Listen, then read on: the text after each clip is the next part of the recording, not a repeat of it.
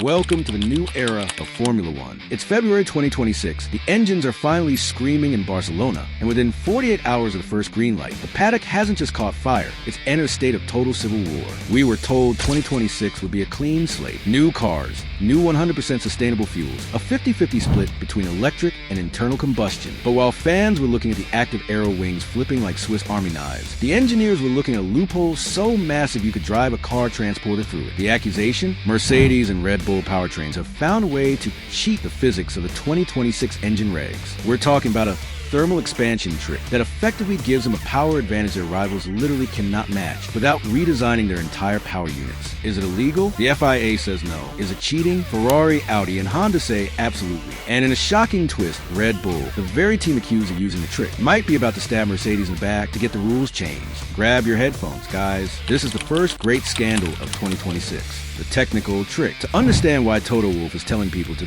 get their asterisks together, we have to talk about Article C5.4.3 of the technical regulations. In the old 2025 era, engines ran an 18-to-1 compression ratio. For 2026, the FIA dropped that to 16:1. Why? To make it easier for newcomers like Audi and Ford to be competitive. Lower compression means less heat, less stress, and a more level playing field. But here's the catch. F1 rules state that the 16-to-1 ratio is measured at ambient temperature, static in the garage. When the engine is cold, Mercedes Brixworth wizards and the boffins at Red Bull powertrains realize something brilliant and devious. They've allegedly used specialized alloys and memory materials in the combustion chamber. When the engine is cold and the FIA checks it, it's a legal 16:1. But once that V6 hits 1,000 degrees Celsius on the backstraight of Catalunya, these materials expand. They effectively shrink the combustion chamber while the car is moving. Suddenly, that 16-to-1 ratio becomes a 17-to-1 or even an 18-to-1. The result? An extra 25 to 30 horsepower and significantly better fuel efficiency.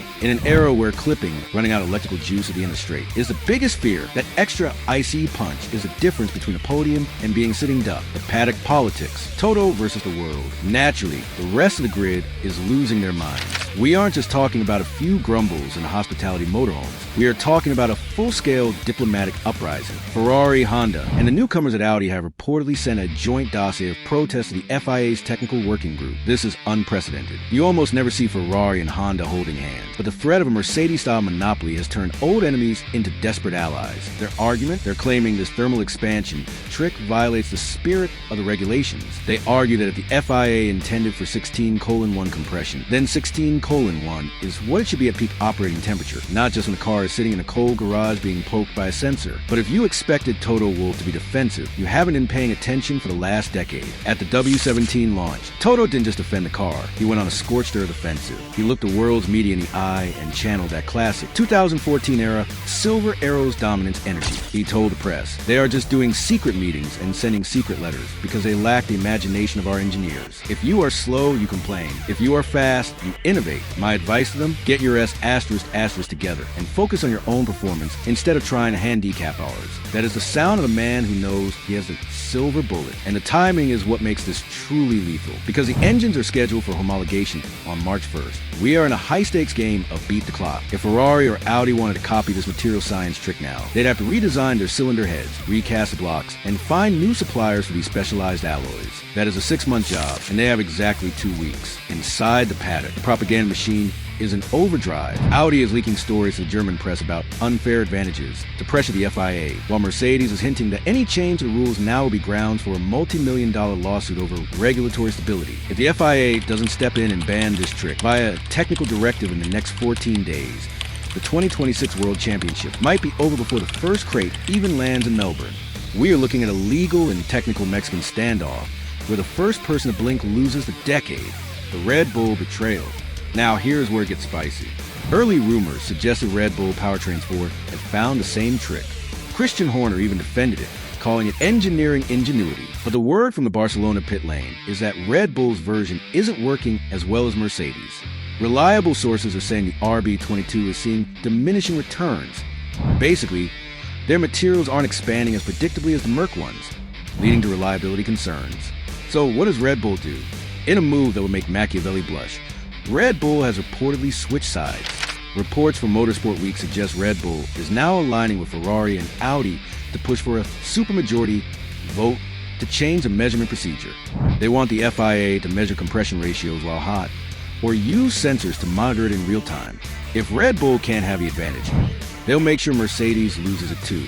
It's, if I can't win, nobody can politics at its finest. Active aero and the overtake chaos.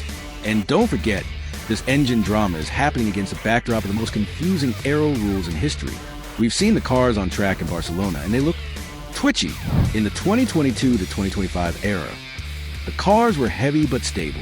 In 2026, they are lighter, narrower, and, thanks to the new active aero, constantly shifting their balance. We're moving away from DRS and into a world of X mode and Z mode. Z mode is your high downforce setting for the corners, but the moment you hit a straight, the front and rear wings flip into X mode, a low drag configuration designed to let these cars hit massive speeds despite having less raw ICE power. But here's the problem. With the MGUH gone, these cars are desperate for energy. We've seen drivers like Lando Norris and George Russell complaining in the simulator about the manual override, or what the fans are already calling the boost button. If you're within 1 second of the car in front, you unlock a massive surge of electrical power, 350 kilowatts all the way up to 337 kilometers per hour. Meanwhile, the lead car's battery starts clipping or cutting off at 290 kilometers per hour. On paper, the car behind should fly past like they're in a different category. And this is the catastrophe part. If you cheated the ICE rules like Mercedes allegedly has with that thermal expansion trick, you don't need to boost as much. If your engine is secretly pumping out an extra 40 horsepower because you bumped the compression ratio back up to 18:1, you don't clip at 290 kilometers per hour. You keep pulling. Imagine a Ferrari or an Audi frantically tapping their boost button, burning through their entire battery just to stay in the slipstream, while Mercedes just walks away. It's not just a scandal. It's a competitive slaughter. It turns the override system, the very thing meant to create racing, into a useless gimmick because one team found a way to make the combustion engine do the heavy lifting again. The verdict in the Australian showdown. So where does this leave us? We are headed for a total meltdown in Melbourne. The FIA is stuck in a corner of its own making. If they change the rules now, just weeks before the first race, they're admitting their 2026 regulations were fundamentally broken from the start. But if they don't, we're looking at a 2026 season that looks a lot like 2014 or 2023. One team disappearing into the sunset, while everyone else spent the weekend arguing in the steward's office. The clock is ticking. The official engine homologation deadline is March 1st. Once those engines are sealed for the season, that's it. You can't change the hardware for performance reasons, only for reliability. If the FIA doesn't issue a technical directive to change how compression is measured before that date, Mercedes, and potentially Red Bull, will have their hot engine advantage locked in for the entire year. Ferrari, Audi, and Honda are reportedly threatening a formal protest the moment the cars hit the track for FP1 in Albert Park. They want the FIA to measure the engines while they're screaming at 10,000 revolutions per minute, not sitting cold in a garage. Is it cheating? Look, in F1, cheating is just the word the person in P2 uses to describe innovation. Mercedes and Red Bull didn't break a rule. They outsmarted the people who wrote the rules. They found the ambient temperature loophole and drove a championship-winning truck through it. That is the DNA of the sport. But when that innovation threatens to kill the excitement of a multi-billion-dollar new era before the first light turns green, that's when the FIA usually steps in to kill the fun for the sake of the show. What do you think? Is Toto right? Should the other teams just get their asterisk together and find their own loopholes? Or is this a blatant middle finger to the spirit of the 2026 rules that needs to be banned immediately? Drop a comment below. I want to see the war in the chat.